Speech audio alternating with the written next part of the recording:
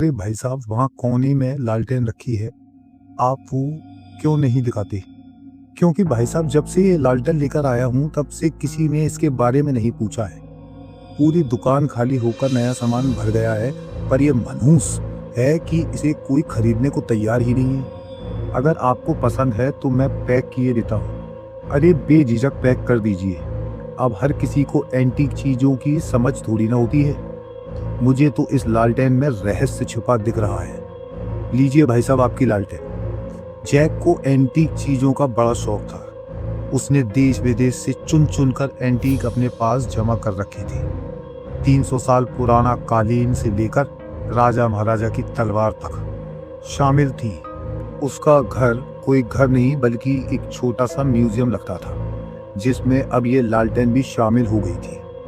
Jack ना सिर्फ चीजें इकट्ठा करता था बल्कि उनके बारे में पूरी जानकारी भी हासिल करता था, लेकिन इस लालटेन के बारे में उसे अब तक कुछ भी पता नहीं चल रहा था। जैक ने उस लालटेन को अपने घर के बीचों बीच टेबल पर रख के सजा दिया और फिर मैग्नीफाइंग ग्लास से उसकी बारीकियां देखने लगा। अभी उसे लालटेन पर नीचे की तरफ कुछ लिखा हुआ दिखाई दिया, जो शायद किसी और भाषा में था। उसे समझने के लिए जैक अपनी किताबों की अलमारी से उस भाषा की डिक्शनरी ढूंढने लगता है। किताब में पढ़ता है इस लालटेन को जलाने की। अरे ये लाइट को क्या हो गया? जैक ये पढ़ ही रहा था कि झिलमिलाते हुए उसकी घर की लाइट चली गई और वो एक ही पल में अंधेरे के साए में घिर गया। इतना ही नहीं, उसके आसपास भी कुछ दिखाई नहीं दे रहा। इसलिए उसने तुरंत ही अपनी जेब से लाइटर निकाला, जिसकी धीमी लौ में उसे वहां सबसे पहले रखा हुआ वो लालटेन दिखाई दिया। और फिर जैक के मन में आया, क्यों ना इस लालटेन को ही जलाया जाए। वो थोड़ा हिचकिचाया कि इतना पुराना लालटेन है, पता नहीं जलेगा या नहीं जलेगा। उसने लालटेन को हिलाया तो उसके अंदर तेल के हिलने की आवाज आई और अगले ही पल जैक ने लालटेन को जला दिया। उसके बाद उस लालटेन में पकड़ी धीमी लौ तेज होती चली गई, जिससे पूरा घर चमक उठा।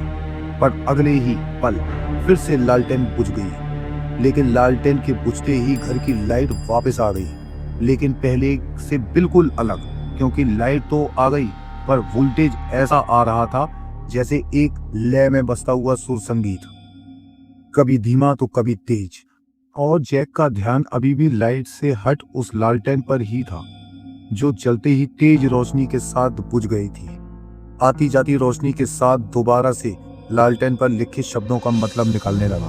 इस लालटेन के विनाश से ही मिलेगी मुक्ति। ये क्या, पहले तो यहाँ कुछ और लिखा था। कहीं मैं दूसरी तरफ तो नहीं पढ़ने लगा। जैसे ही जैक ने पलट कर देखा, उसे लालटेन की दूसरी तरफ भी कुछ लिखा हुआ दिखाई दिया। वो उसे वापस से डिकोड करने लग गया और वही शब्द थे जिससे वो पहले डिकोड करने के लिए बैठा था। और इस बार जब उसने पूरा डिकोड किया तो मतलब देखकर उसके होश उड़ गए।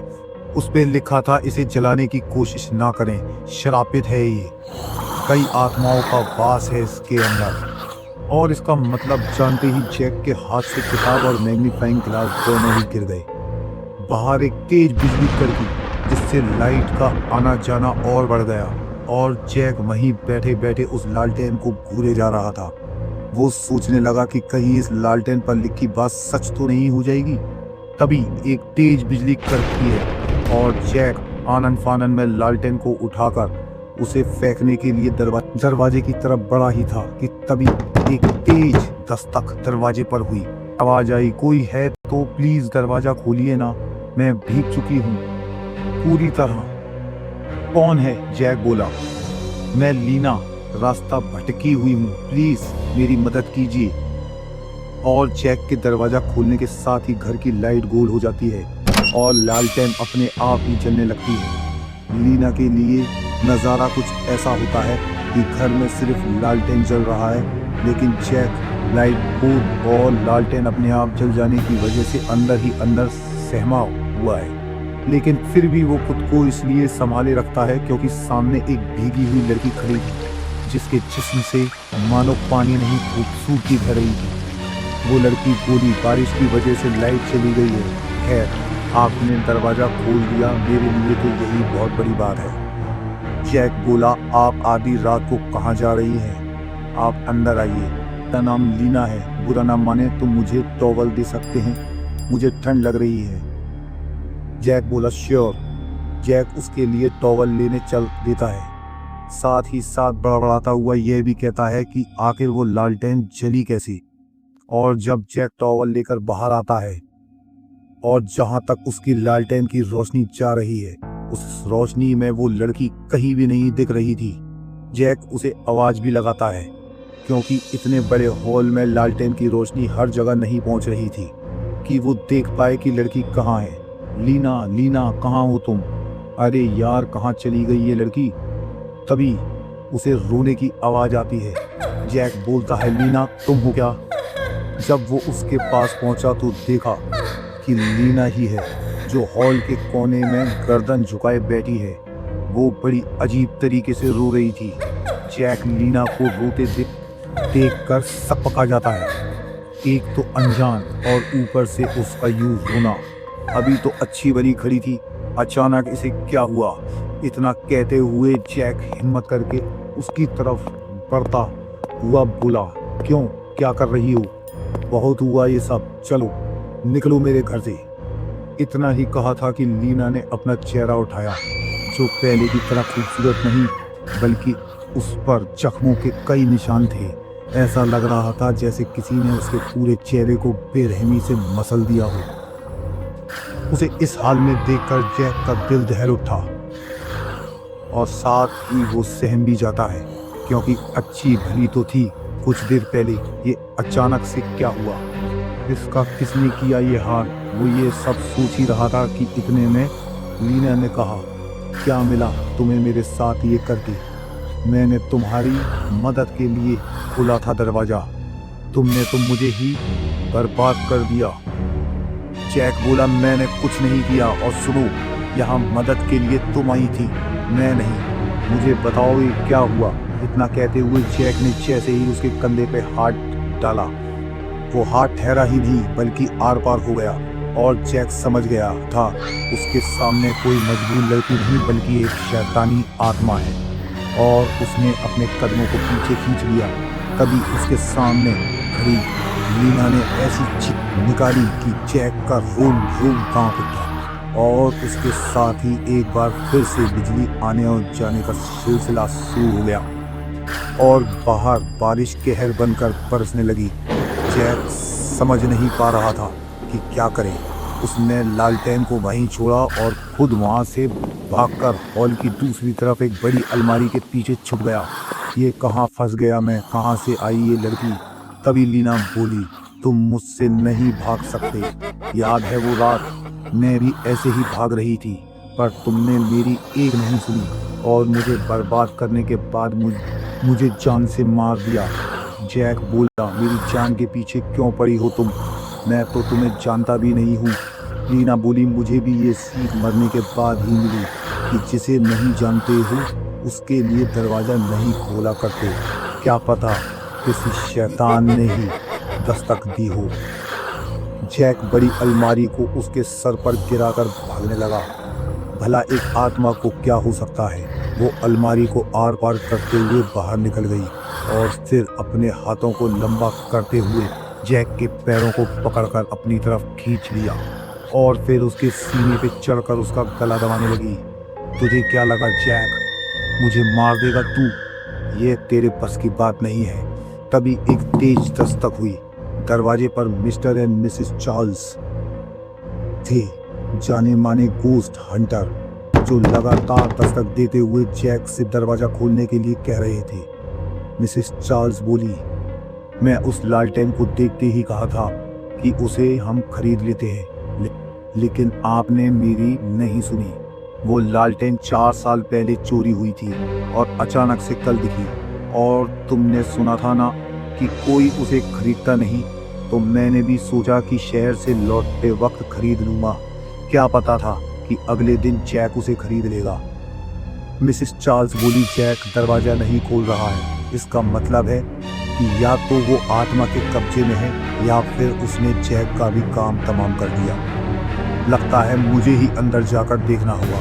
मिसेस चार्ल्स अपनी शक्ति और प्रेयर से अपनी अंतर आत्मा को घर के अंदर ले जाती हैं, जहां वो देखती हैं कि लीना पूरी तरीके से जैक का गला दबाकर उसे जान से मार रही होती है और जैक भी दर्द से छटपटा रहा होता है। मिसेस चार्ल्स बोलती है, लीना छोड़ दो उसे, यह तुम्हारा कातिल नहीं है। लीना बोली, फिर से आ गई, पर इस बार मुझे कैद नहीं कर पाएगी। सालों से इसमें कैद रहकर बहुत ताकतवर हो गई हूँ मैं।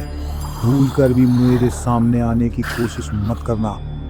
तभी लीना एकदम से मिसेस चार्ल्स पर झपटती है। इतने में जैक उसके चंगुल से आजाद था और दरवाजे पे होती दस्तक उसके लिए जिंदगी की नई उम्मीद बनकर आई थी। इसलिए वो लीना से बचते हुए भागा और दरवाजा खोल दिया, जिसके बाद मिस्टर चार्ल्स अंदर आए और जैक को साइड करते हुए अपनी किताब को खोलने ही वाले थे कि लीना तेजी से उनकी ओर झुकी और उनके गले को पकड़कर दीवार से सटा दिया। मिस्टर चार्ल्स को बचाने के लिए मिसेस चार्ल्स भी अपने शरीर में वापस घुसी और लीना की तरफ देखा और मंत्रों को बुदबुदाना शुरू किया। तभी लीना ने अपने दूसरे हाथ से मिसेस चार्ल्स को भी अपने शिकंजे में कस लिया। वह दोनों खुद को छुड़ाने की कोशिश कर रहे थे, लेकिन लीना के आगे उनकी एक भी नहीं चल रही थी। जैक ये सब देख काफी डर चुका था। वो वहीं एक कोने में दुबक कर बैठ गया और डर के मारे कँपने लगा। उसे कुछ समझ नहीं आ रहा था कि उसके घर में चल क्या रहा है कि तभी उसकी नज़र मार रखी उस लालटेन पर गई, जिसे देखकर उसे बहुत गुस्सा आया, क्योंकि ये सब कुछ उस लालटेन की वजह से ही शुरू हुआ था। इसलिए जैक ने उस लालटेन को उठाकर घुमाकर जमीन पर दे मारा। वो भी एक नहीं बल्कि कई बार। उसके ऐसा करते ही Mr and Mrs Charles Leena के चुंगल से छूट गए और लीना दर्द से चीख उठी। जैक समझ गया था कि हो ना हो उस लालटेन में आत्मा की जान बसती है, इसलिए वो लगातार उस लालटेन को चोट पहुंचाता रहा। उधर वो दोनों भी अपनी प्रेयर पढ़ना शुरू कर देते हैं और अंत में जब लालटेन पूरी तरह से टूटकर चूर-चूर हो जाती है तो लीना की आत्मा जलकर राख बन जाती है। जैक बोला, कौन है आप लोग और आपको कैसे पता चला कि मैं मुसीबत में हूँ? हमने ही लीना को इस लालटेन में कैद किया था। बहुत बुरा हुआ था उस बेचारी के साथ, जिसके बाद वो भूत बनकर हर किसी से अपना बदला लेने लगी। इसलिए हमें इसकी आत्मा को इसमें कैद करना पड़ा, इस लालटेन के अंदर। लेकिन वो लालटेन को चुरा के ले गया जो कल हमें यहाँ दिखा, और हम उसे खरीदते इससे पहले ही तुमने उसे खरीद लिया। आत्मा को पकड़ने के सिलसिले में आए थे हम यहाँ पर, तभी हमें वो लालटेन दिख गया और वहाँ से तुम्हारा पता भी हमें मिला। नहीं तो यहाँ आज लाश बनकर तुम लेटे होते। जैक बोला, वैसे मैंने भी आपकी जान बचाई है। चलो अब सब ठीक है, यहाँ कोई आत्मा नहीं।